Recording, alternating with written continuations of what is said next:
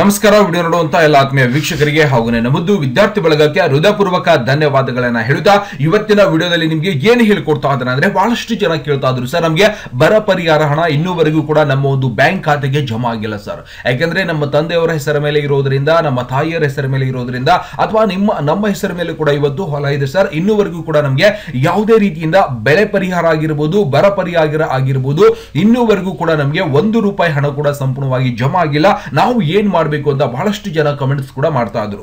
ಮತ್ತೆ ಇದರ ಜೊತೆಗೆ ಇವತ್ತು ಬರ ಪರಿಹಾರ ಹಣ ಆಗಿರಬಹುದು, ಬೆಳೆ ಪರಿಹಾರ ಹಣ ಆಗಿರಬಹುದು, ಬಹಳಷ್ಟು ಜನರಿಗೆ, ಲಕ್ಷಾಂತರ ಜನರಿಗೆ ಇನ್ನೂವರೆಗೂ ಕೂಡ ಅವರ ಒಂದು ಬ್ಯಾಂಕ್ ಖಾತೆಗೆ ಇನ್ನೂವರೆಗೂ ₹1 ನಯ ಪೈಸೆನೂ ಕೂಡ ಜಮಾ ಆಗಿಲ್ಲ. ಹಾಗಾಗಿ ಬಹಳಷ್ಟು ಜನ ಗೊಂದಲದಲ್ಲಿದ್ದಾರೆ. ಮತ್ತೆ ಗ್ರಾಮ ಪಂಚಾಯತಿಗಳಲ್ಲಿ ಕೂಡ ಈ ಒಂದು ಜಮಾ ಆಗಿರುವಂತಹ ಲಿಸ್ಟ್ ಕೂಡ ಇವತ್ತು ಡಿಸ್ಪ್ಲೇ ಮಾಡಿ, ಅಂದ್ರೆ ಒಂದು ನೋಟಿಸ್ ಬೋರ್ಡಿಗೆ ಕೂಡ ಅಂಟಿಸ್ತಾ ಇದ್ದಾರೆ.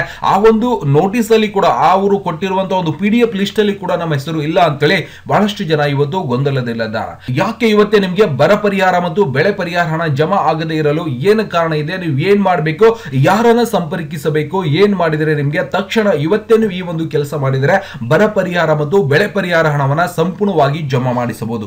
ದಯವಿಟ್ಟು ಇವತ್ತೇ ನೀವು ಫಸ್ಟ್ ಟೈಮ್ ಯೂಟ್ಯೂಬ್ ಅಲ್ಲಿ ನಾನ್ ಮಾಡುವಂತಹ ವಿಡಿಯೋ ನೋಡ್ತಾ ಇದ್ದೀರಾ ಅಂದ್ರೆ ವಿಡಿಯೋ ಕೆಳಗಡೆ ಸಬ್ಸ್ಕ್ರೈಬ್ ಅನ್ನೋ ಬಟನ್ ಕಾಣಿಸ್ತಾ ಇದೆ, ಕೆಂಪು ಅಕ್ಷರಲೆ ಸಬ್ಸ್ಕ್ರೈಬ್ ಮಾಡ್ಕೊರಿ. ಬಾಜು ಒಂದು ಬೆಲ್ ಐಕಾನ್ ಗಂಟೆ ಬರ್ತದೆ, ಮೇಲಿನ ಗಂಟೆ ಬಾರಿಸ್ಬಿಟ್ರೆ ಸಾಕು. ನಾನ್ ಮಾಡುವಂತಹ ಈ ತರ ಪ್ರತಿಯೊಂದು ವಿಡಿಯೋಸ್ ಗಳ ಮಾಹಿತಿ ಏನಾಗುತ್ತೆ ನಿಮ್ಮ ಫೋನ್ ಮೇಲೆ ಮತ್ತೆ ನಿಮ್ಮ ಕಂಪ್ಯೂಟರ್ ಮೇಲೆ ನೋಟಿಫಿಕೇಶನ್ ಬರ್ತಾ ಇರುತ್ತೆ. ನೀವು ಮನೆಯಲ್ಲೇ ಕುಳಿತುಕೊಂಡು ನಾನ್ ಮಾಡುವಂತಹ ಪ್ರತಿಯೊಂದು ವಿಡಿಯೋಸ್ ಗಳ ನೋಡೋ ಮುಖಾಂತರ ಇವತ್ತು ಕಂಪ್ಯೂಟರ್ ಶಿಕ್ಷಣ ಮತ್ತೆ ಇನ್ನಿತರ ಮಾಹಿತಿಗಳನ್ನು ಕೂಡ ಸಂಪೂರ್ಣವಾಗಿ ಪಡೆಯಬಹುದುತ್ತಾ ಇದ್ದಾರೆ. ನೋಡೋಣ ಇವತ್ತು ಬರ ಪರಿಹಾರ ಮತ್ತು ಬೆಳೆ ಪರಿಹಾರ ಹಣವನ್ನ ಯಾವ ರೀತಿಯಾಗಿ ನಾವು ಸುಗಮವಾಗಿ ಜಮಾ ಆಗದೇ ಇದ್ದವರು ಈ ಒಂದು ಕೆಲಸವನ್ನ ಕಡ್ಡಾಯವಾಗಿ ಮಾಡಿದ್ರೆ ನಿಮಗೆ ನೇರವಾಗಿ ನಿಮ್ಮ ಒಂದು ಬ್ಯಾಂಕ್ ಖಾತೆಗೆ ಇವತ್ತು ಬರ ಪರಿಹಾರ ಮತ್ತು ಬೆಳೆ ಪರಿಹಾರ ಹಣ ಕೂಡ ಸಂಪೂರ್ಣವಾಗಿ ಜಮಾ ಆಗುತ್ತೆ. ನೋಡೋಣ ಸಂಪೂರ್ಣವಾಗಿ ನಾನು ಓಪನ್ ಮಾಡ್ಕೊಂಡು ಇಲ್ಲಿ ಸರ್ಕಾರದ ಕೆಲವೊಂದಿಷ್ಟು ನೋಟಿಫಿಕೇಶನ್ ಕೂಡ ತಿಳಿಸಿಕೊಡ್ತಾ ಇದ್ದೇನೆ. ಮೊದಲಿಗೆ ಏನ್ ಹೇಳ್ಕೊಡ್ತಾ ಇದ್ದಾರೆ ಅಂದ್ರೆ ಸದರಿ ಫಲಾನುಭವಿಗಳ ಬ್ಯಾಂಕ್ ಖಾತೆಗೆ ಹೋಗಿ ಅಕೌಂಟ್ ರೀ ಓಪನ್ ಮಾಡಿಸಬೇಕು. ಯಾಕಂದ್ರೆ ಬಹಳಷ್ಟು ದಿನಗಳಿಂದ ನಾವು ಅಕೌಂಟ್ ಅನ್ನ ಓಪನ್ ಮಾಡಿಸ್ಕೊಂಡಿರ್ತೀವಿ, ಆ ಒಂದು ಅಕೌಂಟ್ ಅನ್ನ ಹೋಲ್ಡ್ ಅಲ್ಲಿ ಇರುತ್ತೆ, ಅಂದ್ರೆ ಚಾಲ್ತಿಯಲ್ಲಿ ಇರುವುದಿಲ್ಲ. ಅವಾಗ ನೀವೇನ್ ಮಾಡ್ಬೇಕು, ಆ ಒಂದು ಅಕೌಂಟ್ ಅನ್ನ ಅಂದ್ರೆ ನೀವು ಯಾವ ಒಂದು ಬ್ಯಾಂಕ್ ಖಾತೆಯಲ್ಲಿ ಒಂದು ಅಕೌಂಟ್ ಅನ್ನ ಮಾಡಿಸ್ಕೊಂಡಿದ್ದೀರೋ ಆ ಒಂದು ಬ್ಯಾಂಕಿಗೆ ಹೋಗಿ ಆ ಒಂದು ಅಕೌಂಟ್ ಅನ್ನ ಏನ್ ಮಾಡ್ಬೇಕು, ಒಂದು ₹500 ನಿಮ್ಮ ಒಂದು ಆಧಾರ್ ಕಾರ್ಡ್ ತಗೊಂಡೋಗಿ ಜೊತೆಗೆ ನಿಮ್ಮ ಒಂದು ಪ್ಯಾನ್ ಕಾರ್ಡ್ ಅನ್ನ ತಗೊಂಡೋಗಿ ಒಂದು ₹500 ನಿಮ್ಮ ಒಂದು ಅಕೌಂಟ್ ಒಳಗೆ ಹಾಕಿ ತೆಗೆದ್ರೆ ಸಾಕು, ನಿಮ್ಗೆ ಸಂಪೂರ್ಣವಾಗಿ ನಿಮ್ಮ ಒಂದು ಅಕೌಂಟ್ ಏನಾಗಿರುತ್ತೆ ರಿಆಕ್ಟಿವೇಟ್ ಸಂಪೂರ್ಣವಾಗಿ ಆಗಿರುತ್ತೆ. ಆ ನಂತರ ನೀವೇನ್ ಮಾಡ್ಬೇಕಂದ್ರೆ ಇಲ್ಲಿ ಏನ್ ಕೇಳ್ತಾ ಇದ್ದಾರೆ, ಆಧಾರ್ ನೇಮ್ ಮಿಸ್ಟೇಕ್ ಮ್ಯಾಚ್ ಅಂತ ಬರುತ್ತೆ. ಅಂದ್ರೆ ಸಪೋಸ್ ನಿಮ್ಮ ಆಧಾರ್ ಕಾರ್ಡ್ ಅಲ್ಲಿ ಮತ್ತೆ ನಿಮ್ಮ ಒಂದು ಬ್ಯಾಂಕ್ ಅಕೌಂಟ್ ಅಲ್ಲಿ ಏನಾದ್ರೂ ಒಂದು ಹೆಸರನ್ನ ತಪ್ಪಾಗಿತ್ತು ಅಂದ್ರೆ ಆ ಒಂದು ಏನ್ ಮಾಡ್ಕೋಬೇಕು, ಅದನ್ನು ಕೂಡ ನೀವು ಸಂಪೂರ್ಣವಾಗಿ ಅದನ್ನ ಅಪ್ಡೇಟ್ ಅನ್ನ ಮಾಡಿಸ್ಕೋಬೇಕಾಗತ್ತೆ. ಯಾಕಂದ್ರೆ ಆಧಾರ್ ಕಾರ್ಡ್ ಅಲ್ಲಿ ಸ್ವಲ್ಪ ಬೇರೆ ಹೆಸರಾಗಿರ್ಬೋದು, ನಿಮ್ಮ ಒಂದು ಪಹಣಿಯಲ್ಲಿ ಬೇರೆ ಹೆಸರಾಗಿರ್ಬೋದು, ಜೊತೆಗೆ ನಿಮ್ಮ ಒಂದು ಬ್ಯಾಂಕ್ ಅಕೌಂಟ್ ಅಲ್ಲಿ ಬೇರೆ ಹೆಸರಾಗಿರ್ಬೋದು, ಇವು 3 ದಾಖಲೆಗಳಲ್ಲಿ ಹೆಸರು ಒಂದೇ ಆಗಿರಬೇಕು. ಅದರಲ್ಲಿ ಇರುವಂತಹ ಸ್ಪೆಲ್ಲಿಂಗ್ ಮಿಸ್ಟೇಕ್ ಗಳು ಕೂಡ ಸಂಪೂರ್ಣವಾಗಿ ಆಗಿರಬಾರ್ದು, ಅದನ್ನು ಕೂಡ ನೀವು ತಿದ್ದುಪಡಿಯನ್ನ ಮಾಡಿಸ್ಕೋಬೇಕು. ಜೊತೆಗೆ ಇಲ್ಲಿಂದ Aadhaar not seeding with bank ಅಂತ ಬರ್ತಾ ಇರುತ್ತೆ. ಸದರಿ ಫಲಾನುಭವಿಗಳ ಬ್ಯಾಂಕ್ ಖಾತೆಗೆ ಹೋಗಿ NPCL ಅನ್ನ ನೀವು ಸಂಪೂರ್ಣವಾಗಿ ಮಾಡಿಸಬೇಕಾಗತ್ತೆ. ಕಡ್ಡಾಯವಾಗಿ ಎಲ್ಲರೂ ಕೂಡ ಮಾಡಿಸಿ, ಯಾರಿಗೆ ಜಮಾ ಆಗಿಲ್ವೋ ಇವತ್ತು ಬರ ಪರಿಹಾರ ಆಗಿರ್ಬೋದು, ಇವತ್ತು ಬೆಳೆ ಪರಿಹಾರ ಆಗಿರ್ಬೋದು, ಇದಷ್ಟೇ ಅಲ್ಲ ಬೇರೆ ಬೇರೆ ಯಾವುದೇ ಒಂದು ಹಣವನ್ನ ನೀವು ಜಮಾ ಪಡಿಬೇಕಾಗಿತ್ತು ಅಂದ್ರೆ ಏನ್ ಮಾಡ್ಬೇಕ್ರಿ, ನಿಮ್ಮ ಒಂದು ಆಧಾರ್ ಕಾರ್ಡ್ ಅನ್ನ ತಗೊಂಡೋಗಿ ಬ್ಯಾಂಕ್ ದವರಿಗೆ ಏನ್ ಹೇಳ್ಬೇಕು, ಆಧಾರ್ ಕಾರ್ಡ್ ಸೀಡ್ ಮಾಡಿ ಸರ್, ಸೀಡ್ ಮಾಡಿದ ಜೊತೆಗೆ ನೀವು ಏನ್ ಮಾಡಿಸ್ಬೇಕಂದ್ರೆ NPCL ಮ್ಯಾಪಿಂಗ್ ಮಾಡಿಕೊಡಿ ಅಂತ ಬ್ಯಾಂಕ್ ದವರಿಗೆ ಹೇಳ್ಬೇಕು. ಅವಾಗ ಮಾತ್ರ ಅವರು ಮಾಡಿಕೊಡ್ತಾರೆ, ಇಲ್ಲ ಅಂದ್ರೆ ಆಧಾರ್ ಕಾರ್ಡ್ ಲಿಂಕ್ ಅಷ್ಟೇ ಮಾಡಿಕೊಟ್ಬಿಡ್ತಾರೆ. ಅವಾಗ ನೀವು NPCI ಮ್ಯಾಪಿಂಗ್ ಮಾಡ್ಕೊಡಿ ಸರ್ ಅಂತ ಹೇಳಿದ್ರೆ ಅದನ್ನು ಕೂಡ ಸಂಪೂರ್ಣವಾಗಿ ಮಾಡಿಕೊಡ್ತಾರೆ. ಜೊತೆಗೆ ಇನ್ನೊಂದೇನ್ ಬರುತ್ತೆ, ಸದರಿ ಫಲಾನುಭವಿಗಳ ಬ್ಯಾಂಕ್ ಖಾತೆಗೆ ಹೋಗಿ NPCI ಮಾಡಿಸಬೇಕು, ಕಡ್ಡಾಯವಾಗಿ ನೀವು ಕಂಪಲ್ಸರಿ ಮಾಡಿಸಬೇಕಾಗತ್ತೆ.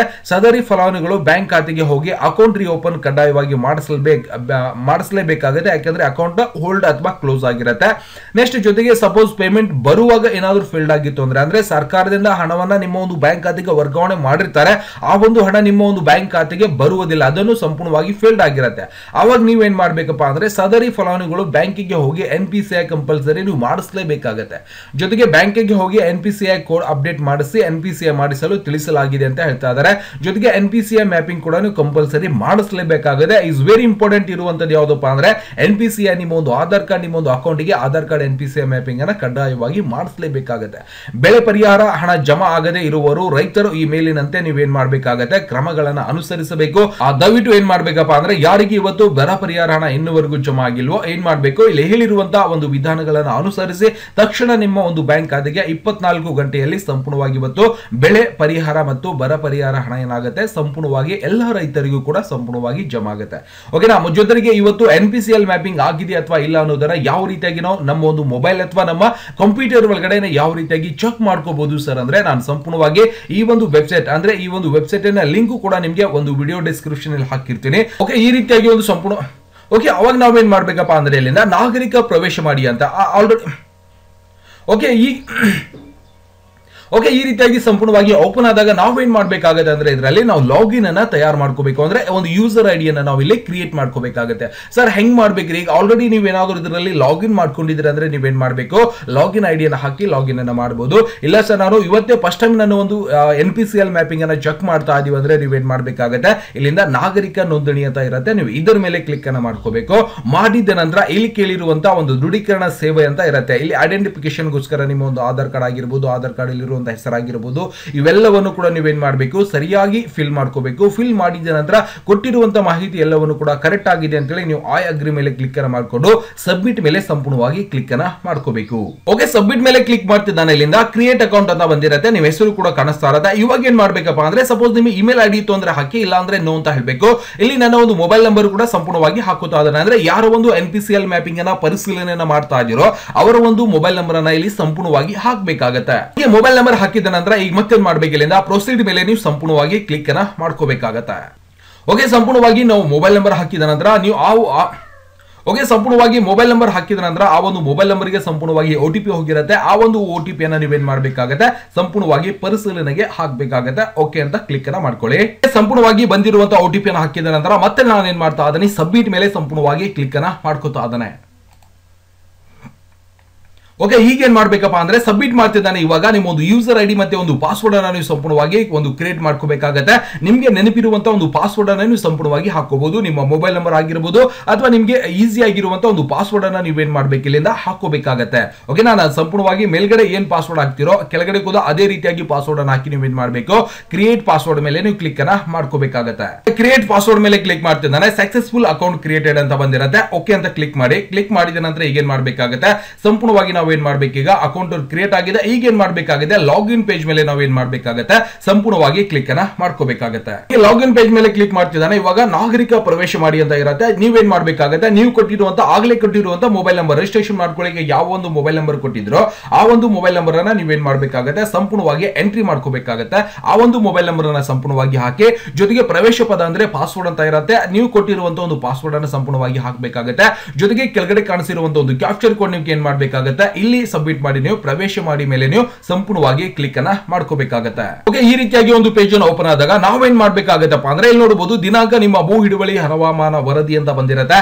ಇದರಲ್ಲಿ ನಮ್ಮೊಂದು ಇವತ್ತು ಓಕೆ ಈ ರೀತಿಯಾಗಿ ಒಂದು ಪೇಜ್ ಅನ್ನು ಓಪನ್ ಆದಾಗ ನಾವೇನ್ ಮಾಡ್ಬೇಕಾಗತ್ತೆ, ಇದರಲ್ಲಿ ಹುಡುಕು ಅಂತ ಬಂದಿರುತ್ತೆ. ಏನ್ ಹುಡುಕ್ತಾ ಇದೀವಿ, ನಮ್ಮ ಇವತ್ತು ಓಕೆ ಈ ರೀತಿಯಾಗಿ ಒಂದು ಪೇಜ್ ಅನ್ನು ಓಪನ್ ಆದಾಗ ನೋಡಬಹುದು ಇಲ್ಲಿಂದ ದಿನಾಂಕ ನಿಮ್ಮ ಭೂ ಹಿಡುವಳಿಯ ಹವಾಮಾನ ವರದಿ ಅಂತ ಬಂದಿರುತ್ತೆ. ಯಾಕಂದ್ರೆ ಇದು ಬರ ಪರಿಹಾರ ಆಗಿರಬಹುದು, ಇವತ್ತು ಬೆಳೆ ಪರಿಹಾರ ನಮಗೆ ಬಂದಿಲ್ಲ ಸರ್, NPCL ಮ್ಯಾಪಿಂಗ್ ಆಗಿದೆಯಾ ಅಥವಾ ನಮ್ಮದು ಅಕೌಂಟ್ಗೆ ಆಗಿಲ್ಲ ಅನ್ನೋದನ್ನ ನೀವೇನ್ ಮಾಡಬಹುದು, ಎಲ್ಲಿ ಹೋಗಿ ಚೆಕ್ ಮಾಡ್ಬೇಕಪ್ಪ ಅಂದ್ರೆ ಹುಡುಕು ಅಂತ ಇರುತ್ತೆ. ಹುಡುಕು ಮೇಲೆ ಕ್ಲಿಕ್ ಅನ್ನ ಮಾಡಿ NPCL ಚೆಕ್ ಅಂತ ಇದಿರುತ್ತೆ, ಇದರ ಮೇಲೆ ಸಂಪೂರ್ಣವಾಗಿ ಕ್ಲಿಕ್ ಅನ್ನ ಮಾಡ್ಕೊಳ್ಳಿ.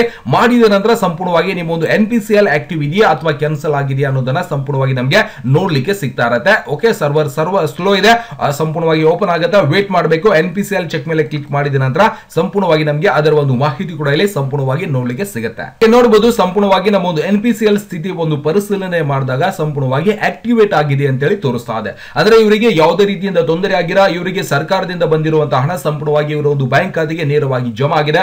ಆದ್ರೂ ಕೂಡ ಸರ್ ನಾನು ಒಂದು NPCL ಮ್ಯಾಪಿಂಗ್ ನಾನು ಚೆಕ್ ಮಾಡಿದೆ, ಆಕ್ಟಿವ್ ಆಗಿದೆ, ಆದ್ರೂ ಕೂಡ ನಮಗೆ ಹಣ ಬಂದಿಲ್ಲ ಅಂದ್ರೆ ನಾನು ಮೊದಲಿಗೆ ಹೇಳಿರುವಂತಹ ವಿಧಾನಗಳನ್ನ ಅನುಸರಿಸಿ ಕಡ್ಡಾಯವಾಗಿ ನಿಮಗೆ ಇವತ್ತು ಬರ ಪರಿಹಾರ ಆಗಿರಬಹುದು, ಬೆಳೆ ಪರಿಹಾರ ಹಣ ಆಗಿರಬಹುದು ಸಂಪೂರ್ಣವಾಗಿ ಎಲ್ಲರಿಗೂ ಕೂಡ ಜಮಾ ಆಗುತ್ತೆ.